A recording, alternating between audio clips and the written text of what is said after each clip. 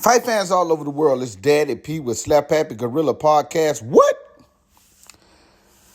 Ryan Garcia, Rolly Romero is, oh man. This, to me, this circus spectacle that's happening on May the 2nd, New York Times Square, is trumped up by Turki Al-Sheikh. Now, I'm not saying whether it's good or bad.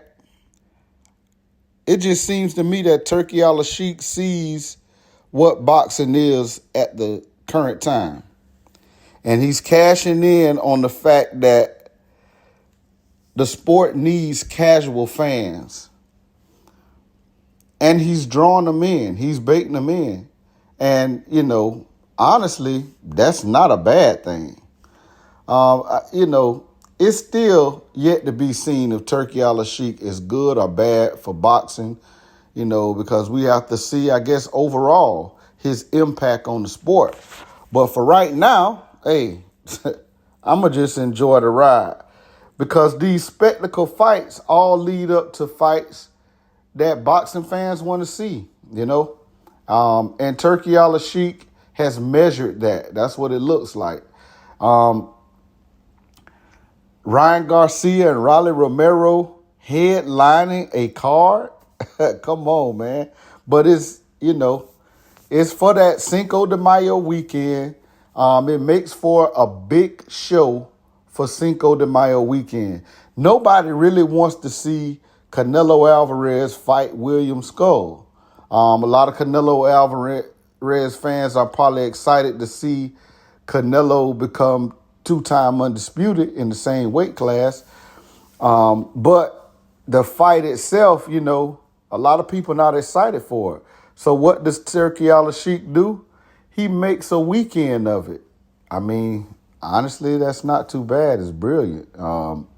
So he puts on a card, a spectacle card, where it's not the exact fights that fight fans want to see, but it's spectacle that the names we want to see that leads up to a fight that everybody wanted to see again, which is Devin Haney versus Ryan Garcia.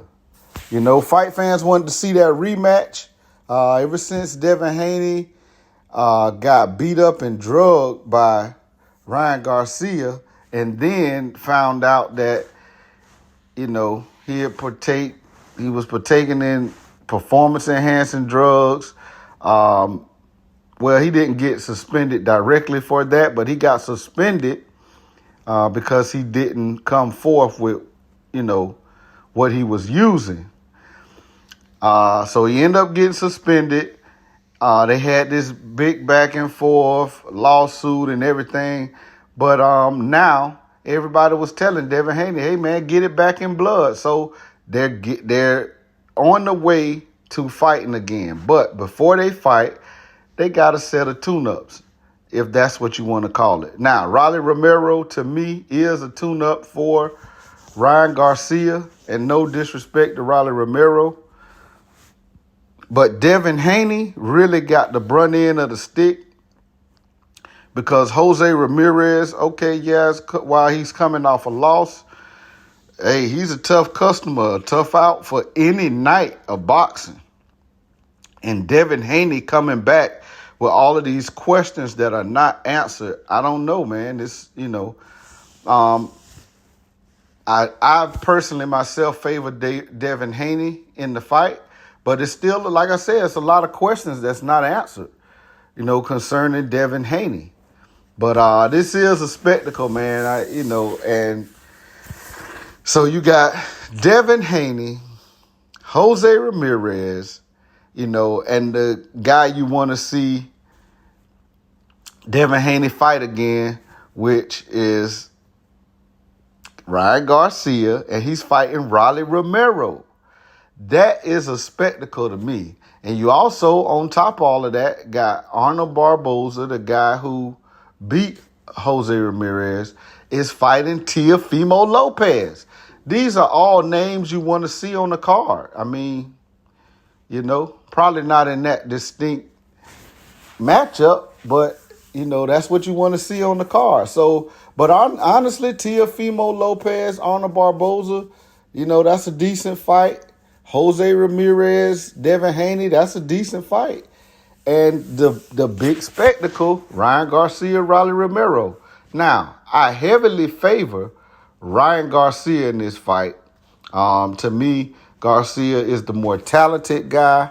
And then lately, man, look, I thought Ryan Garcia was going to start playing like this villain role after coming back, being accused of, performance enhancing drugs. I thought he was going to come back and play this villain role and play it to the hilt. But honestly, he's looked a lot more measured. He's looked like he's matured some. I don't know. You accredit that to Derek James or what, man? But it just seems like everything is being swept under the rug with this drug cheat scandal, and Ryan Garcia is moving on with his career. And not only that, he seems like he is, a lot more focused. I don't know. But anyway, what I thought was funny, man, I don't know if y'all remember this, man. Ryan Garcia, I got it on one of my old videos. I was watching the video, and I think I'll put it in I'll put the insert in. But anyway, Ryan Garcia trying to use the Philly shell or the shoulder roll, and he was like, "Hey, man, Derek James told me don't ever do that again. Who you think you is, Floyd Mayweather?" And then Rolly Romero was picking at him about that. Y'all remember that? He say, "Man, I forgot what Rolly said, but I got it on the video. I'm gonna play it for y'all." But yeah, that was pretty funny to me. So hey, look, I don't know. Does Ryan Garcia use the Philly shell just despite Rolly Romero? He is the more talented guy, but really, you can't play with Rolly Romero. He does have a puncher's chance. That's the big thing, When you're dealing with a young guy with some power, you really can't play with him. You can't play with your food because, while you playing, you could mess around and run into something big. And this young man got some power. He has legit knockout power.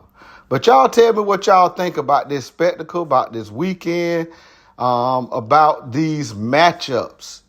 Turki Al-Sheikh, to me, hey, yes, I'm very skeptical whether he overall is going to be good for boxing or not. But on the road to that, I'm enjoying these spectacle matchups that are leading up to fights that I wanted to see. I really wanted to see Ryan Garcia, Devin Haney come together and get it on again. Give Devin Haney an opportunity to explore whether, that was a fluke or, can he get his get back? Whatever, On the way, hey, I'm intrigued by these matchups.